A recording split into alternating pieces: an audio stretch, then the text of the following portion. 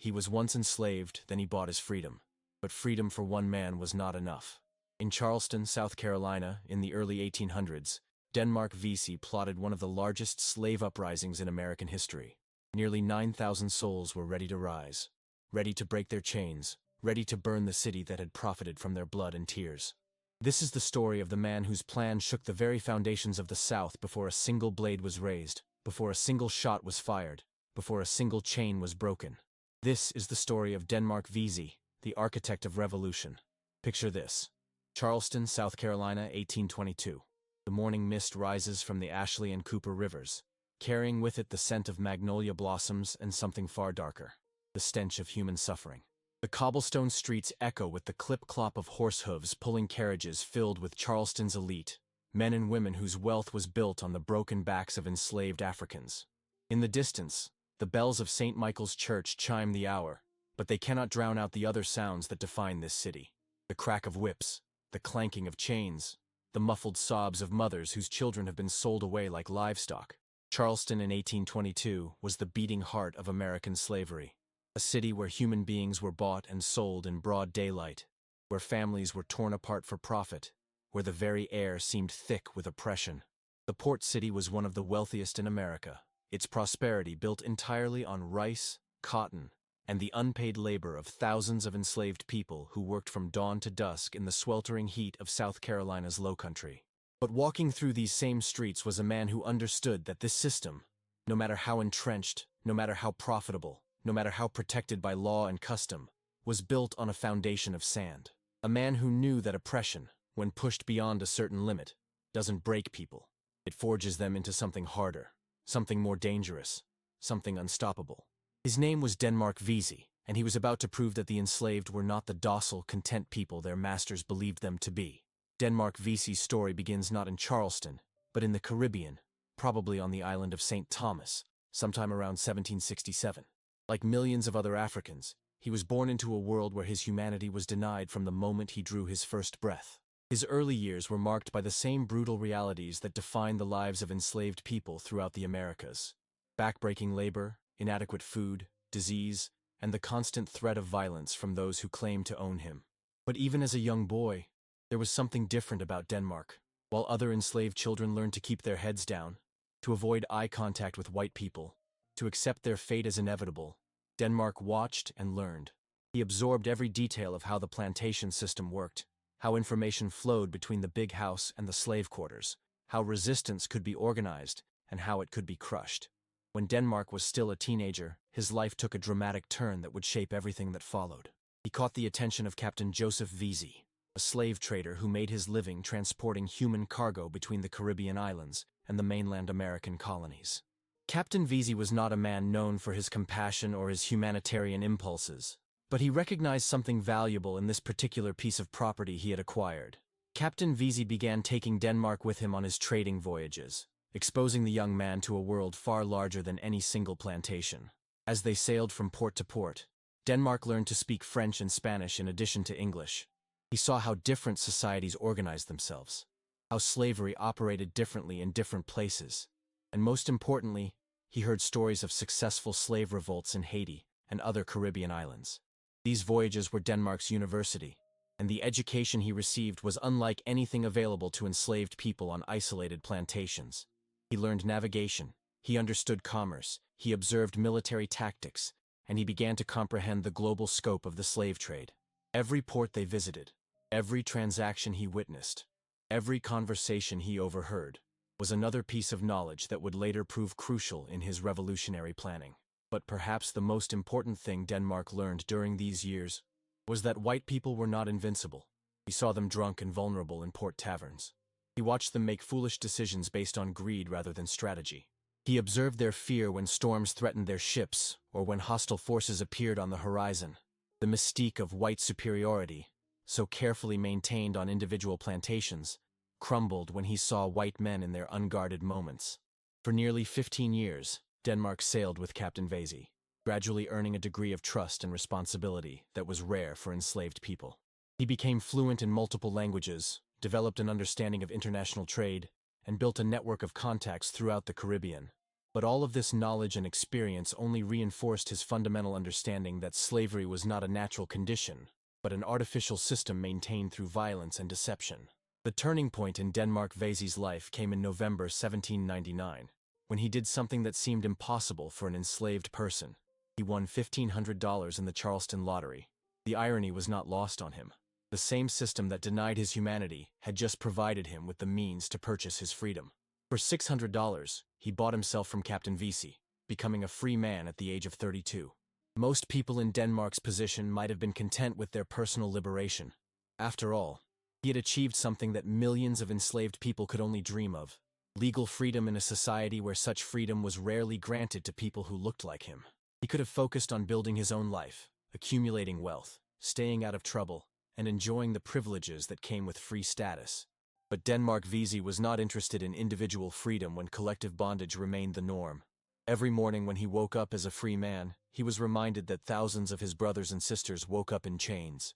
Every meal he ate as he pleased reminded him of the meager rations doled out to enslaved people. Every night he slept in his own bed reminded him of the cramped quarters where families were separated and human dignity was systematically destroyed. Using his skills as a carpenter, Denmark established a successful business in Charleston. His workshop, located on Bull Street, became more than just a place where furniture was made and repairs were completed. It became a gathering place for Charleston's black community, both enslaved and free. People came not just for his carpentry services, but for his wisdom, his perspective, and his understanding of the world beyond Charleston's borders. Denmark's workshop was strategically positioned in Charleston's economy and geography. The city's wealthy white residents relied on skilled craftsmen like him to build and maintain their mansions, their furniture, their carriages. This gave him access to information about their movements, their plans, their weaknesses. He knew which families would be traveling, which houses would be lightly guarded, where weapons were stored, and how the city's defenses were organized. But more importantly, his position as a successful free black businessman gave him credibility within Charleston's black community. When Denmark Vesey spoke, people listened. When he offered advice, people took it seriously. When he suggested that change was possible, people began to believe that their current condition was not permanent. The Charleston that Denmark Vesey knew as a free man was a city of stark contrasts and brutal contradictions. The white elite lived in magnificent mansions on Rainbow Row and the Battery, surrounded by gardens tended by enslaved people who would never enjoy the fruits of their labor. These same elite attended elaborate parties and balls where they celebrated their refinement and culture, even as the wealth that funded their lifestyle was extracted through whips and chains from human beings they considered property. The enslaved population in Charleston in the early 1800s was diverse and complex. There were domestic servants who worked in the big houses and had access to information about their masters' lives and plans. There were skilled craftsmen like blacksmiths, carpenters, and dock workers who had some degree of autonomy in their daily activities. There were field hands who worked the rice plantations outside the city and experienced the most brutal aspects of the slave system. And there were recently imported Africans who still carried memories of freedom and had not yet been broken by years of bondage. This diversity was both a challenge and an opportunity for someone thinking about organizing resistance. The different groups had different experiences of slavery, different relationships with white people, different levels of trust and suspicion. But they also had different skills, different access to information and resources, and different motivations for resistance. Denmark understood that any successful rebellion would need to unite these diverse groups around a common cause. He would need to convince domestic servants that their relatively privileged position within the slave system was still bondage. He would need to show skilled workers that their talents would be better rewarded in freedom than in slavery. He would need to channel the rage of field hands into strategic action rather than random violence. And he would need to tap into the memories of freedom that still burned in the hearts of recently imported Africans. The process of building this coalition began slowly and carefully. Denmark couldn't simply announce his intentions publicly or even privately to large groups. The risks were too great, and the consequences of discovery would be catastrophic, not just for him, but for everyone in Charleston's black community. Instead, he began by identifying potential leaders, men who had shown courage, intelligence, and absolute commitment to the idea of freedom. One of his earliest and most important recruits was Peter Poyas, an enslaved ship carpenter who worked in Charleston's busy harbor. Poyas was known throughout the black community for his intelligence, his integrity, and his quiet strength. He had access to ships and boats, knowledge of Charleston's waterways, and connections throughout the maritime community. Most importantly, he shared Denmark's vision that freedom was worth any risk. Another crucial early recruit was Rolla Bennett, who worked as a domestic servant for Governor Thomas Bennett. This position gave Rolla extraordinary access to information about the plans and movements of Charleston's political elite. He knew which officials would be in the city on any given day, which military units were stationed where, and what security measures were being planned or implemented. His intelligence would be invaluable in timing and coordinating any uprising. Monday Gell was another key figure in the developing conspiracy. As a skilled blacksmith, he had legitimate reasons to be throughout Charleston and the surrounding plantations.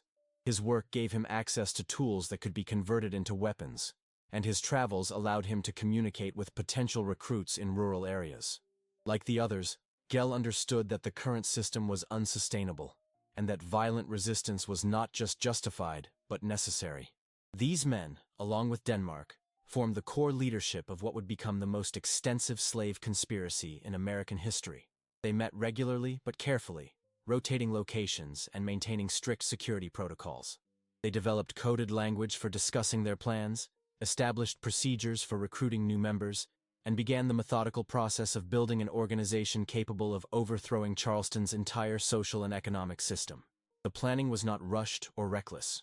These men understood that they were literally planning to change the course of American history, and they approached their task with the seriousness it deserved. They studied the layout of Charleston, identifying key targets and strategic positions. They mapped escape routes and safe houses. They calculated how many weapons would be needed, and where those weapons could be obtained. They considered how to coordinate simultaneous attacks across a large geographic area without modern communication technology. Most importantly, they spent months recruiting and organizing the thousands of people who would be needed to make their plan successful. This was perhaps the most dangerous and difficult aspect of their preparation. They had to identify people who could be trusted with information that could get everyone killed if it fell into the wrong hands.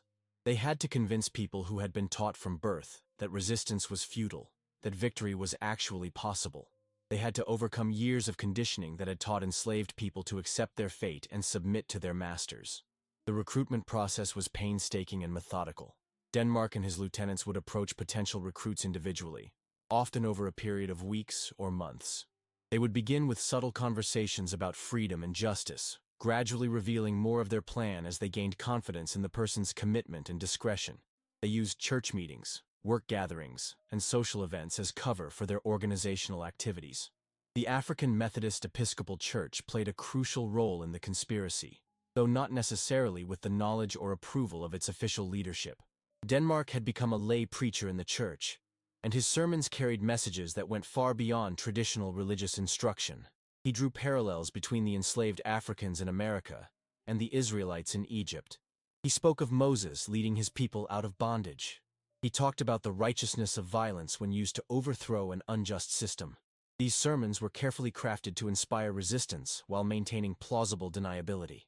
To church members who were ready to hear the message, the biblical references to liberation and justice were clear calls to action. To any white authorities who might be listening, they appeared to be conventional religious instruction that actually encouraged enslaved people to accept their fate and wait for divine intervention. The church also provided practical benefits for the conspiracy. It was one of the few places where large numbers of black people could gather regularly without arousing suspicion. It created a network of communication that extended throughout Charleston and into the surrounding countryside. And it provided a sense of community and shared purpose that was essential for maintaining morale and commitment over the months of preparation. As 1821 turned into 1822, the conspiracy continued to grow and develop. Denmark and his core leadership had recruited nearly 9,000 people across Charleston and the surrounding plantations. This was an unprecedented level of organization for a slave rebellion. Previous uprisings had typically involved dozens or at most hundreds of participants. The scope of Denmark's plan was breathtaking in its ambition and terrifying in its implications. The recruits came from every segment of Charleston's black community. There were domestic servants in the grand mansions of the Battery who had agreed to kill their masters in their sleep. There were dock workers who would seize ships in the harbor and prepare them for the escape to Haiti. There were plantation field hands who would attack the rural estates surrounding Charleston. There were skilled craftsmen who would forge weapons and coordinate communications. There were recently imported Africans who still remembered freedom and were eager to reclaim it. But perhaps most remarkably, the conspiracy included significant numbers of free black people who were willing to risk their legal status and their lives for the cause of universal liberation. These were people like Denmark himself, who had achieved individual freedom, but understood that their liberation was meaningless as long as the system of slavery continued to exist.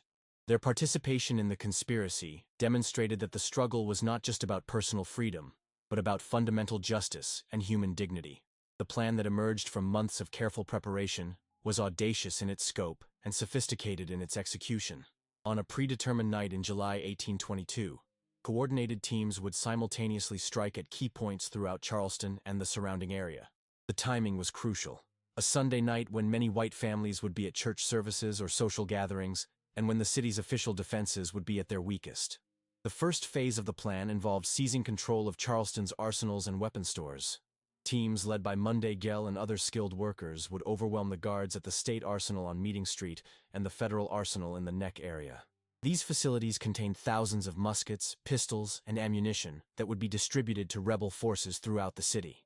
Without these weapons, the uprising would be doomed to failure. With them, the rebels would have the firepower needed to face Charleston's militia and any federal troops that might be sent to restore order.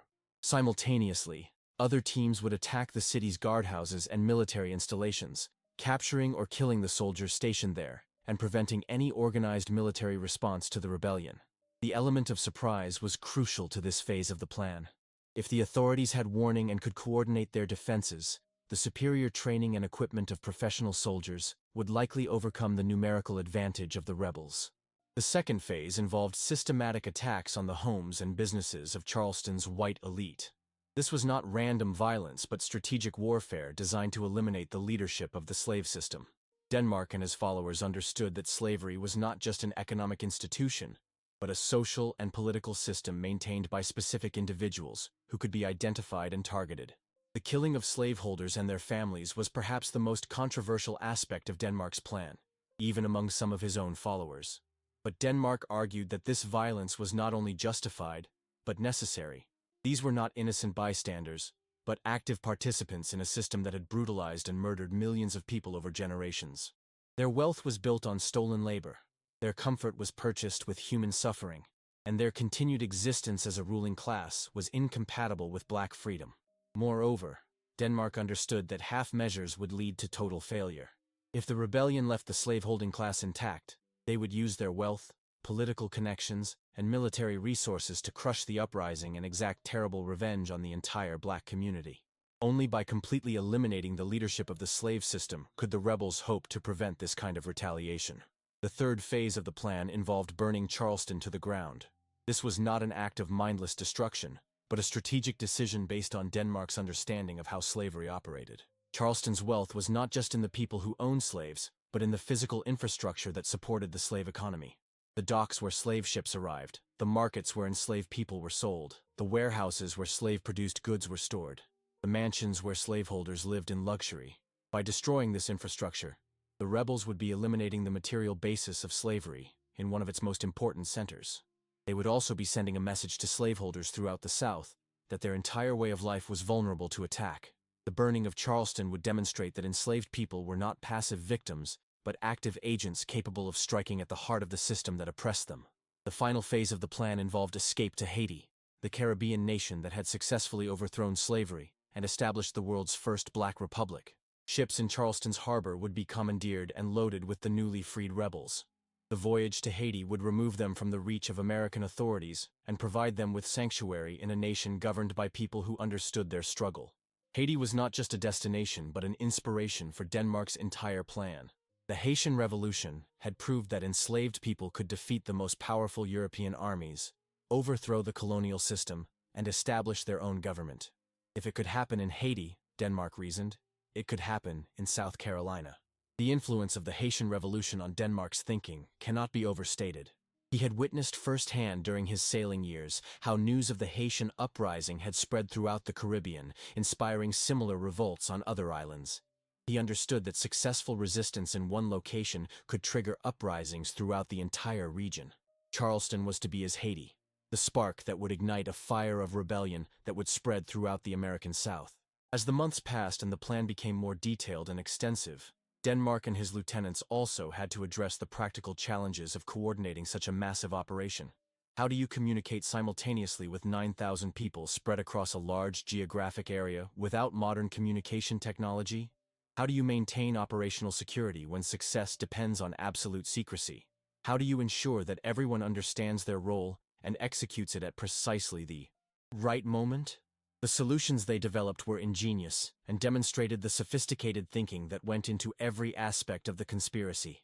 They established a network of messengers who could move information quickly between different groups and locations. They developed coded signals that could be used to coordinate timing without revealing the nature of the operation to outsiders. They created backup plans for various contingencies, including what to do if the conspiracy was discovered before the planned execution date. They also had to address the psychological challenges of preparing thousands of people for what would essentially be a war against overwhelming odds. Most of the recruits had been conditioned from birth to believe that resistance to white authority was futile and would only result in terrible punishment. They had seen what happened to enslaved people who defied their masters: torture, mutilation, death, and often the punishment of innocent family members who had nothing to do with the resistance. Denmark understood that overcoming this psychological conditioning was as important as the logistical planning. He and his lieutenants spent countless hours with their recruits, explaining why victory was possible, how their plan would succeed, and why the risk was worth taking. They drew on biblical imagery, telling their followers that they were the chosen people and that God would deliver them from bondage just as he had delivered the Israelites. They shared stories of successful revolts in Haiti and other parts of the Caribbean, proving that enslaved people could defeat their oppressors. They appealed to their sense of dignity and humanity, reminding them that they were not property but human beings with the right to determine their own destiny.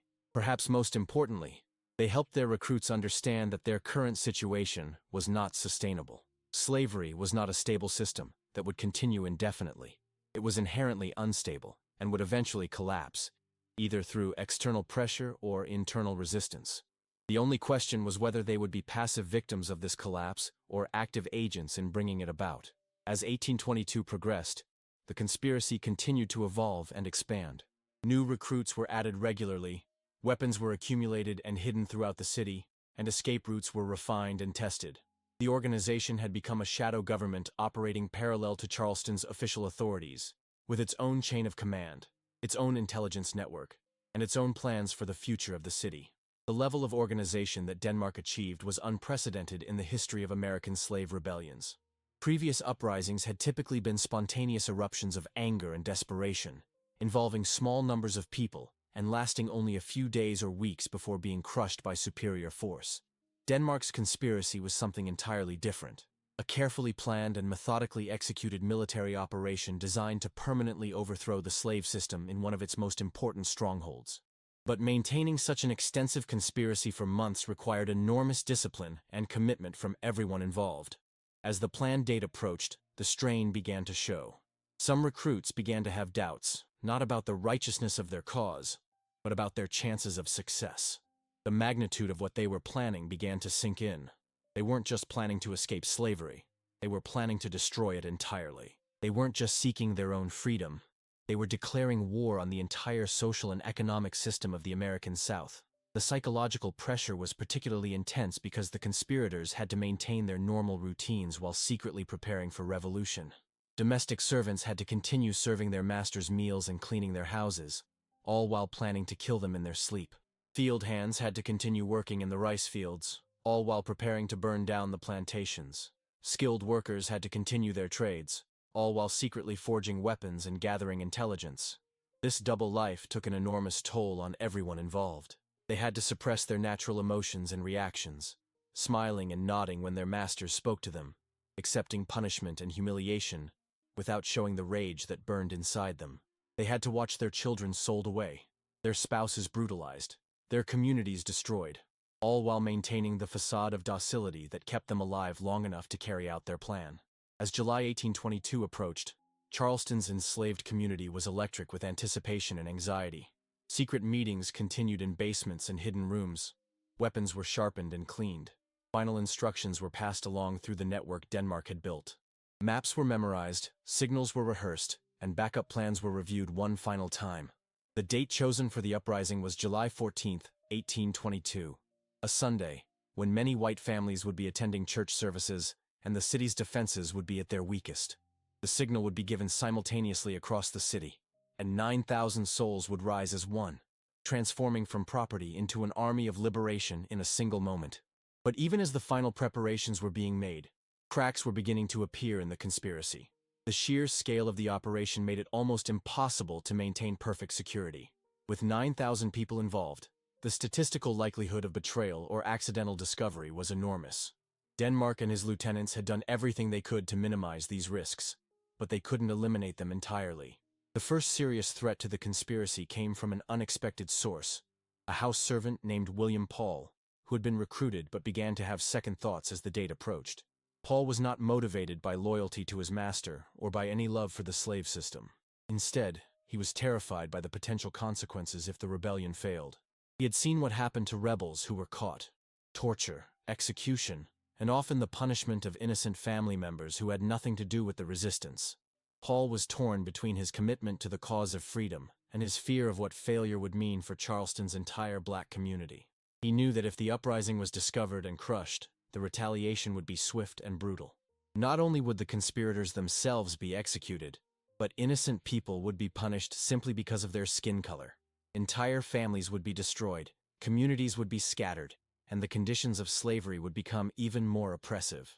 On May 25, 1822, less than 2 months before the planned uprising, Paul made a decision that would change the course of American history. He approached his master and revealed what he knew about the conspiracy. It wasn't a complete betrayal. Paul apparently hoped that revealing a limited version of the plot might prevent its execution without exposing all of the participants. But once the authorities knew that some kind of resistance was being planned, they began to investigate with the full power of the state. The news that the conspiracy had been discovered spread quickly through Charleston's white community, generating panic and demands for immediate action. The authorities moved swiftly to arrest suspected participants, starting with those who had been specifically named by Paul. But Denmark and his core leadership had planned for this possibility. They had developed protocols for what to do if the conspiracy was discovered before the planned date. Initially, Denmark considered moving up the timeline and launching the rebellion immediately, before more arrests could be made. The weapons were in place, many of the participants were ready, and delay would only give the authorities more time to uncover the full scope of the plot. But the element of surprise had been lost, and without perfect coordination, the rebellion would likely fail and result in massive retaliation against Charleston's entire black community. As more information reached the authorities, it became clear that this was not a small-scale conspiracy that could be easily suppressed. Another enslaved person, Peter Desvernis-Prielot, provided additional details about the planned uprising, revealing the scope and sophistication of Denmark's organization. Like Paul, Prielot may have been motivated more by fear than by loyalty to the white establishment. The prospect of a failed rebellion, with its inevitable brutal retaliation against the entire black community, may have seemed worse than the continuation of slavery itself. On June 15, 1822, Denmark Vesey himself was arrested at his home on Bull Street. The man who had spent years planning the liberation of his people was taken into custody by the very system he had sought to overthrow. But even in chains, Denmark remained defiant. He refused to provide information about his co-conspirators, refused to express regret for his actions, and refused to beg for mercy from the court that would determine his fate. The arrest of Denmark Vesey sent shockwaves through Charleston's black community. Here was a man who had achieved the seemingly impossible, legal freedom in a slave society, and he had risked everything for the cause of universal liberation. His capture was not just the arrest of an individual, but the crushing of a dream that had sustained thousands of people through months of dangerous preparation. But Denmark's arrest also revealed something that terrified Charleston's white establishment. Under interrogation, other captured conspirators began to reveal the true scope of what had been planned. The authorities learned about the weapons caches, the coordination with rebels on surrounding plantations, the plans to burn the city and escape to Haiti. They discovered that their own domestic servants, the people they trusted with their children and their most intimate secrets, had been planning to kill them in their sleep. The trials that followed were a mockery of justice, even by the standards of the early 19th century American South. The accused were not allowed to have attorneys, were not permitted to call witnesses in their defense, and were not even allowed to know the specific charges against them until they appeared in court. The proceedings were conducted in secret, with no public access and no independent oversight. But what emerged from these trials, despite their obvious bias and procedural violations, was a picture of the most sophisticated and extensive slave conspiracy in American history. The testimony revealed not just the scope of Denmark's planning, but the intelligence of his strategy and the remarkable level of organization he had achieved. The court proceedings lasted for weeks, with dozens of suspects being questioned and many being convicted on the basis of testimony that would not have been admissible in any legitimate court of law. The authorities were clearly more interested in sending a message than in determining the truth about what had actually been planned. During his trial, Denmark Vesey displayed the same intelligence and dignity that had made him such an effective leader. He refused to incriminate his fellow conspirators, even when offered the possibility of clemency in exchange for cooperation. He maintained his innocence of any specific criminal acts, while making it clear that he did not consider the planning of slave rebellion to be morally wrong. When asked about his motivations, Denmark spoke eloquently about the contradictions of American society. A nation founded on the principle that all men are created equal, yet built on the systematic enslavement of an entire race. He pointed out that the same white men who celebrated their own revolution against British tyranny condemned black people for planning their own revolution against American tyranny. The judge who presided over Denmark's trial was clearly uncomfortable with the intelligence and dignity displayed by the accused. Here was a man who demolished every stereotype about black intellectual inferiority, who spoke multiple languages, who had built a successful business, who had organized thousands of people, and who had developed a sophisticated military strategy. If this was what an supposedly inferior mind could accomplish, what might truly superior minds achieve? On July 2, 1822, Denmark Vesey was sentenced to death by hanging. The judge who pronounced the sentence took the unusual step of delivering a lengthy speech explaining the reasoning behind the verdict. He acknowledged Denmark's intelligence and even his dignity, but argued that these qualities made him more dangerous, not less culpable. A smart slave who accepted his condition was useful to society. A smart slave who rejected his condition was an existential threat to the entire system. In the weeks between his sentencing and execution, Denmark continued to refuse offers of clemency in exchange for information about other participants in the conspiracy. He apparently understood that his life was already forfeit, and that his primary responsibility was to protect those who had trusted him with their dreams of freedom. The executions began on July 2, 1822, when Denmark Vesey was hanged along with 5 other conspirators at Blake's Landing in Charleston. But this was only the beginning of the state's retaliation. Over the following weeks, 35 people would be executed in connection with the conspiracy. Others were deported or sold to plantations in other states. The trials continued for months, as the authorities tried to uncover every participant and supporter of the planned rebellion. But killing Denmark Vesey did not kill his legacy. If anything, his execution transformed him from a dangerous rebel into a martyr for the cause of freedom. His story spread throughout the South, carried by the very networks of communication that he had helped to establish. Enslaved people in Virginia, North Carolina, Georgia, and beyond learned about the man who had almost brought down Charleston, and they began to imagine what might be possible in their own communities. The white authorities tried desperately to suppress all information about the conspiracy, fearing that publicizing the details might inspire similar uprisings elsewhere. Newspapers were forbidden from printing detailed accounts of the trials. Government officials were instructed to minimize the scope of the conspiracy in their public statements. Even private correspondence about the affair was discouraged. But news of this magnitude could not be contained, especially in a society where information traveled through informal networks that existed parallel to official channels. Within months, enslaved communities throughout the South knew about Denmark Vesey and his plan to turn Charleston into a battleground for freedom. His name became synonymous with resistance, hope, and the possibility that the seemingly impossible dream of liberation could become reality. The psychological impact of Vesey's conspiracy extended far beyond the black community. White Southerners were forced to confront the uncomfortable reality that their supposedly contented slaves were actually potential revolutionaries.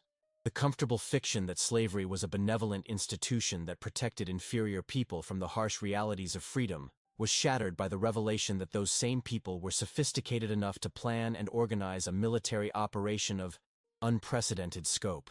The immediate response of Charleston's white community was to tighten restrictions on both enslaved and free black people. New laws were passed limiting their freedom of movement, their ability to gather in groups, and their access to education. Free black people like Denmark, who had been seen as useful allies in maintaining social order, were now viewed as dangerous examples of what enslaved people might become if given their liberty. Churches were placed under surveillance, and black preachers were forbidden from delivering sermons without white oversight. The African Methodist Episcopal Church, which had provided cover for some of Denmark's organizational activities, was closed entirely. Social gatherings that might provide opportunities for conspiracy were banned or strictly regulated. These new restrictions had exactly the opposite of their intended effect. Rather than making the black community more docile and accepting of their condition, they provided additional evidence that white people understood how dangerous black resistance could be. Rather than discouraging further conspiracy, they demonstrated that the system of slavery required constant vigilance and increasing violence to maintain itself. The Denmark Vesey conspiracy also had a significant impact on the national debate over slavery that was beginning to intensify in the 1820s. Northern abolitionists pointed to the Uprising as evidence that enslaved people were not content with their condition and would continue to resist until they achieved their freedom. They argued that the conspiracy proved that slavery was not just morally wrong but practically unsustainable, because it required the constant threat of violence to maintain itself. Southern defenders of slavery were forced to acknowledge that their system was under constant threat from within. They could no longer claim that enslaved people were happy with their condition, or that slavery was a stable, permanent institution. Instead, they had to argue that precisely because enslaved people were dangerous and prone to rebellion, slavery needed to be maintained and strengthened to protect white society from black violence. But perhaps the most important legacy of Denmark Vesey's conspiracy was the proof it provided that enslaved people were capable of remarkable organization, strategic thinking, and sustained commitment to the cause of freedom. The stereotype of enslaved people as passive victims was permanently shattered by the revelation that 9,000 of them had been ready to risk everything for the chance to live as free human beings. The conspiracy also demonstrated that resistance to slavery was not limited to individual acts of defiance or small-scale rebellions. Instead, it showed that enslaved people could organize on a massive scale, could develop sophisticated plans for overthrowing the entire system, and could maintain operational security for extended periods while preparing for revolution. In the decades that followed, Denmark Vesey's name became synonymous with black resistance to white supremacy throughout the American South. His story was told and retold in slave quarters from Virginia to Louisiana, inspiring new generations of rebels and freedom fighters. When Nat Turner led his rebellion in Virginia in 1831, when Gabriel Prosser organized his conspiracy in Richmond, when enslaved people throughout the South engaged in acts of resistance large and small, they were drawing inspiration from the example of Denmark Vesey. When the Civil War finally came 4 decades later, many of the black soldiers who fought for the Union were motivated by memories of men like Denmark Vesey, who had proved that black people would not accept slavery forever. The 54th Massachusetts Infantry Regiment, which gained fame for its assault on Fort Wagner in Charleston Harbor, was fighting in the same waters where Denmark Vesey had planned to escape to freedom. The physical uprising that Denmark Vesey planned never occurred, but in many ways, that was irrelevant. The conspiracy itself was a form of rebellion that undermined the entire ideological foundation of slavery. It proved that black people had never accepted their enslavement, that they were constantly looking for opportunities to resist, and that they were capable of the same kind of revolutionary thinking that white Americans celebrated in their own struggle for independence. Today, more than 2 centuries after Denmark Vesey walked the streets of Charleston as a free man, haunted by the bondage of his people, his story continues to resonate with anyone who believes in justice and human dignity. It reminds us that freedom is never granted by oppressors. It must be taken by the oppressed. It shows us that resistance to injustice is not only a right, but a moral obligation. And it proves that the human spirit, no matter how brutally suppressed, will always find ways to dream of and fight for liberation. Denmark Vesey was hanged as a traitor to the state of South Carolina, but history has vindicated him as a patriot to the cause of human freedom. His rebellion may have failed in its immediate objectives, but it succeeded in planting seeds of resistance that would eventually grow into the mighty movement that would finally break the chains of American slavery. Picture the scene on that July morning in 1822, when Denmark Vesey walked to the gallows at Blake's Landing. The man who had once sailed the Caribbean as Captain Vesey's assistant, who had learned multiple languages and navigated by the stars, who had won his freedom in a lottery and built a successful business, who had organized 9,000 people in the most ambitious slave conspiracy in American history, now faced his final moment with the same dignity that had characterized his entire life. The white authorities who watched his execution thought they were witnessing the end of a dangerous threat to their way of life. They believed that by killing Denmark Vesey and his fellow conspirators, They were sending a message that would discourage future resistance and restore the stability of their slave system. They were wrong on both counts. In the crowd that gathered to watch the executions were enslaved people who had been forced to attend as a warning of what happened to those who defied the system. But as they watched Denmark Vesey die, they were not seeing a cautionary tale about the futility of resistance. Instead, they were witnessing the birth of a legend that would inspire resistance for generations to come. Among those watching was a young enslaved woman named Sarah, who would later tell her children and grandchildren about the day she saw Denmark Vesey die. She described how he walked to the gallows with his head held high, how he refused the blindfold, how he looked directly at his executioners without flinching. She told them that in his final moments, Denmark Vesey was not a defeated man, but a free one, freer than any of the white men who had condemned him to death. Also in the crowd was an enslaved blacksmith named Isaac, who had been recruited for the conspiracy, but had not been discovered by the authorities. Isaac would carry the memory of Denmark Vesey's execution with him for the rest of his life, and he would pass on not just the story of the conspiracy, but the techniques and methods that Denmark had used to organize it. When Isaac's own son planned an escape to the north 20 years later, he used intelligence-gathering methods that Denmark Vesey had taught his father. The ripple effects of Denmark Vesey's conspiracy extended far beyond Charleston and far beyond his own lifetime. In Virginia, an enslaved preacher named Nat Turner heard stories about the Charleston conspiracy and began to plan his own rebellion. Turner's uprising in 1831 would be smaller than what Vesey had planned, but it would demonstrate the same understanding that resistance required divine inspiration, careful planning, and absolute commitment to the cause of freedom. In the North, abolitionists like William Lloyd Garrison used the story of Denmark Vesey to argue that slavery was not just morally wrong, but practically unsustainable. Garrison published accounts of the conspiracy in his newspaper, The Liberator, demonstrating to Northern readers that enslaved people were not passive victims, but active resistors who would continue to fight for their freedom, regardless of the consequences. Frederick Douglass, who escaped from slavery in Maryland and became one of the most powerful orators of the 19th century, frequently invoked Denmark Vesey's name in his speeches. Douglass understood that Vesey's story proved that the intellectual and moral capabilities of black people were equal to those of any other race, and that the denial of freedom was an artificial constraint rather than a natural condition. When the Civil War finally erupted in 1861, many of the black soldiers who fought for the Union carried with them the memory of Denmark Vesey and other antebellum resistance leaders. They understood that their military service was part of a longer struggle that had begun with people like Vesey who had been willing to risk everything for the cause of freedom. The 54th Massachusetts Infantry Regiment, one of the first official black units in the Union Army, trained at Camp Meigs near Boston before being sent to South Carolina to participate in the assault on Charleston. When these soldiers sailed into Charleston Harbor to attack Fort Wagner, they were fighting in the same waters where Denmark Vesey had planned to escape to Haiti 40 years earlier. Colonel Robert Gould Shaw, the white officer who commanded the 54th Massachusetts, wrote to his parents about the significance of bringing black soldiers to Charleston. He understood that for these men, the battle was not just about preserving the Union or even ending slavery. It was about vindicating the memory of people like Denmark Vesey, who had proved that black people would never accept bondage as a permanent condition. The assault on Fort Wagner was a costly failure in military terms, with Colonel Shaw and many of his men dying in the attack. But the sight of black soldiers fighting and dying for their freedom sent a powerful message throughout the South that the old order was finally crumbling. Enslaved people who witnessed the battle understood that the day Denmark Vesey had dreamed of was finally arriving. When Charleston finally fell to Union forces in February 1865, one of the first things the occupying troops did was to locate and honor the sites associated with Denmark Vesey's conspiracy. Union officers understood that Vesey had been fighting for the same cause that had brought them to Charleston, and they wanted to acknowledge his contribution to the struggle for freedom.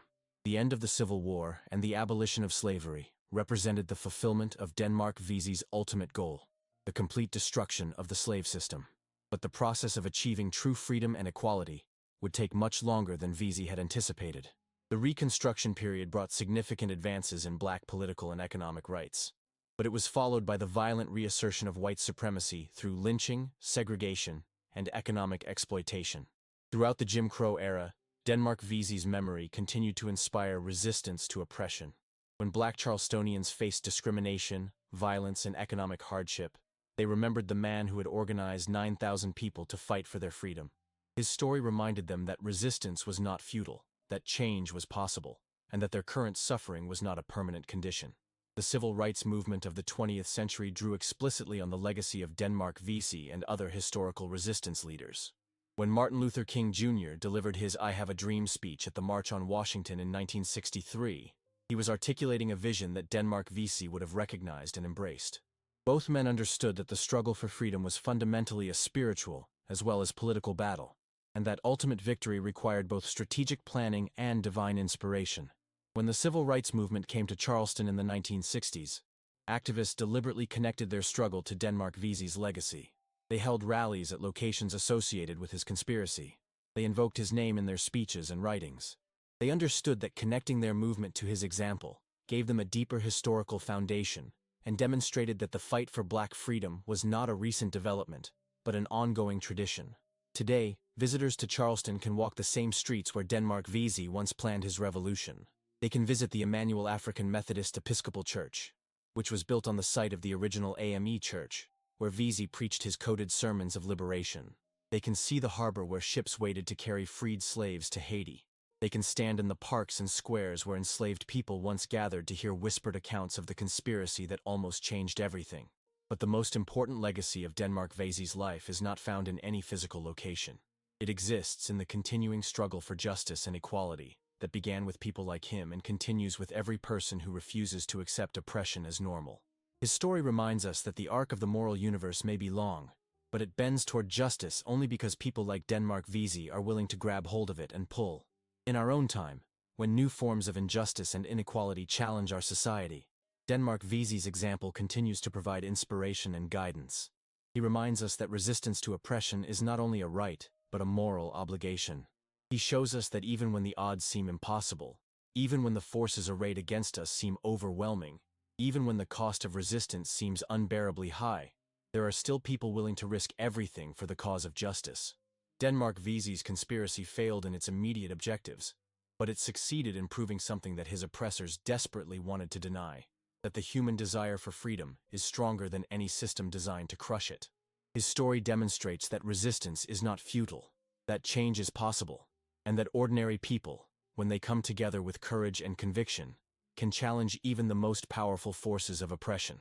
The 9,000 people who were prepared to rise with Denmark Vesey in July 1822 were not heroes in the conventional sense.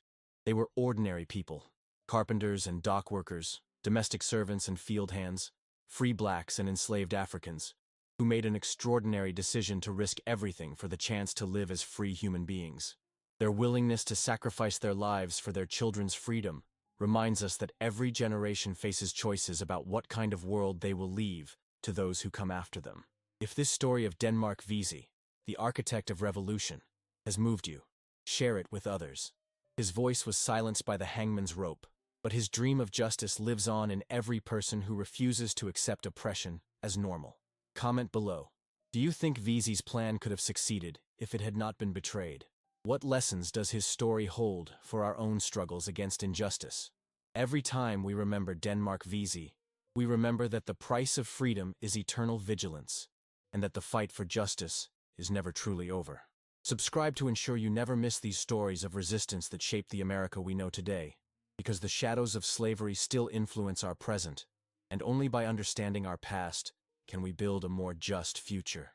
Denmark Vesey may have died in chains, but his spirit remains free, calling us to continue the unfinished work of creating a society where all people can live with dignity, justice, and hope. The story of Denmark Vesey is ultimately a story about the power of hope over despair, of courage over fear, of justice over oppression.